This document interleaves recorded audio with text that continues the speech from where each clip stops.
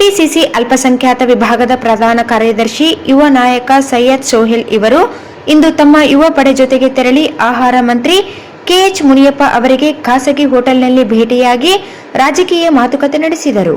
ಮುನಿಯಪ್ಪ ಅವರು ಯುವ ನಾಯಕನಿಗೆ ಆದರದಿಂದ ಬರಮಾಡಿಕೊಂಡು ಪಕ್ಷದಲ್ಲಿ ದೊಡ್ಡ ಸ್ಥಾನ ಸಿಕ್ಕಿದ್ದಕ್ಕೆ ಶುಭಾಶಯ ತಿಳಿಸಿದರು.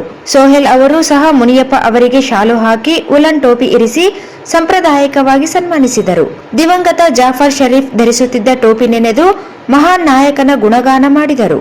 ಎಲ್ಲ ರೀತಿಯಲ್ಲೂ ರಾಜಕೀಯ ಸಹಕಾರ ಕೊಡುವುದಾಗಿ ಸೋಹೆಲ್ಗೆ ಮುನಿಯಪ್ಪ ಆಶ್ವಾಸನೆ ನೀಡಿದರು.